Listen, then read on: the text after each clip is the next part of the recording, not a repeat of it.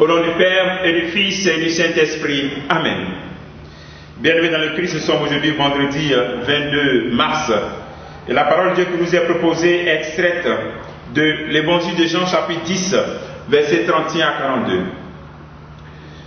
Viens, Esprit Saint, Saint, très Saint-Esprit, sois notre force de l'âme, que nous soyons pris d'une foi tout feu, tout flamme.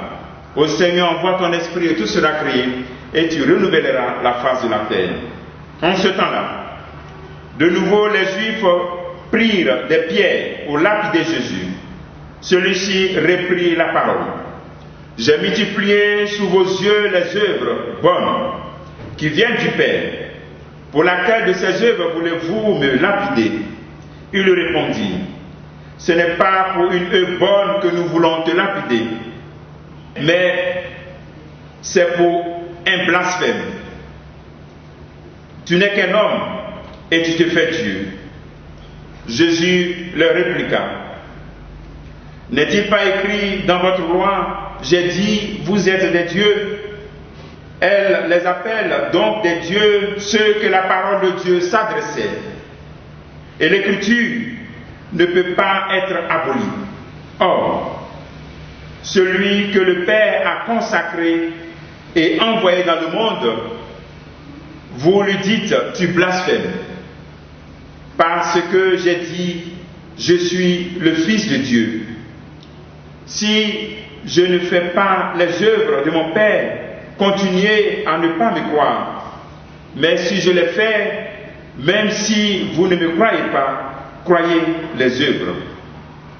Ainsi, vous reconnaîtrez et de plus en plus que le Père est en moi et moi dans le Père. Eux cherchaient de nouveau à l'arrêter, mais il échappa à leurs mains. Il repartit de l'autre côté du Jourdain, à l'endroit où, au début, Jean baptisait, et y demeura. Beaucoup vinrent à lui en déclarant, Jean n'a pas accompli de signe, mais tout ce que Jean a dit de celui-ci était vrai. Acclamons la parole de Dieu, louange à toi, Seigneur Jésus. Le langage s'endurcit. Nous nous approchons de la semaine sainte. Et nous approchons de la semaine sainte qui est cette commémoration de la passion, mort, résurrection du Christ. Le conflit avec les autorités juives continue. Et Jésus nous présente la vraie religion. Vous voyez qu'au nom de la religion, on peut tuer Jésus-Christ. Donc souvent au nom de la religion aussi, on peut se tromper du chemin. Il est bon que tu te poses cette question, quelle est l'image que j'ai de Dieu? Souvent nous avons des fausses images de Dieu qui nous donnent une mauvaise conception de la religion et qui nous poussent à faire des graves erreurs.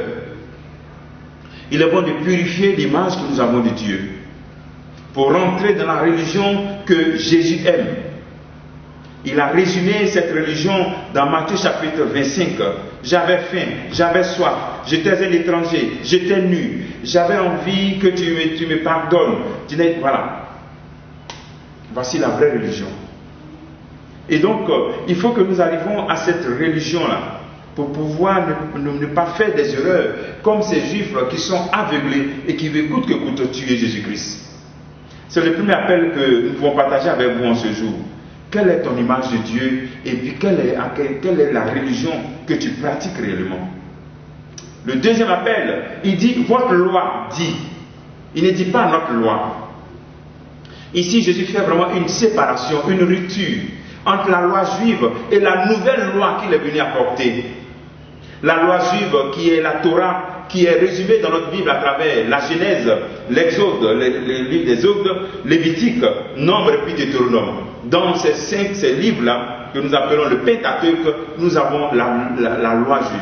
Jésus donc fait cette rupture entre cette loi. Il dit votre loi, c'est comme s'il n'est pas sa loi. Mais ailleurs il dit, il n'est pas venu pour abolir, mais pour accomplir. Donc ça veut dire qu'il y a une rupture, il y a une différence. Souvent nous attendons des prédications où les gens appliquent à la lettre ce qui se passe, ce qu'on dit dans, par exemple, le livre des Exodes. Par exemple, la question de la polygamie, dans l'Exode 21. Donc, c'était ce passage pour dire oui, c'est possible la polygamie. Donc, Jésus met une rupture. Il dit votre loi, celle qui a une rupture. C'est lui qui est venu accomplir. La nouveauté, c'est dans le Nouveau Testament.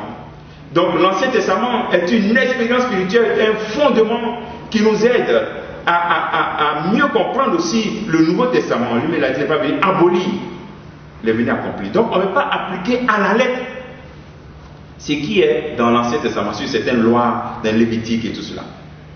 Voilà, donc il faut comprendre cela, chers chrétiens, et puis faire souvent aussi cette rupture. C'est la même chose aussi, on ne peut pas commenter un passage de l'Ancien Testament ou du Torah sans avoir une référence dans le Nouveau Testament. Non, je ne peux pas faire une prédication sur un passage de l'Ancien Testament sans me faire référence aussi au Nouveau Testament ou à Jésus-Christ. Parce que Jésus dit, votre loi. Donc il y a une rupture qui est là. Il faut que nous empruntions cela dans nos prédications, dans nos enseignements. Demandons au Seigneur cette grâce qui nous donne vraiment d'entrer dans son projet d'amour pour nous, qui nous donne vraiment d'entrer dans cette vraie image de sa personne, dans cette vraie image de sa parole et de l'appliquer dans notre vie. Comme expérience que tu peux faire ce jour comme travail, Jésus, le Fils de Dieu et vrai homme. Est-ce que tu crois en cela? Réfléchis. Que le Seigneur te bénisse au nom du Père et du Fils et du Saint-Esprit. Amen.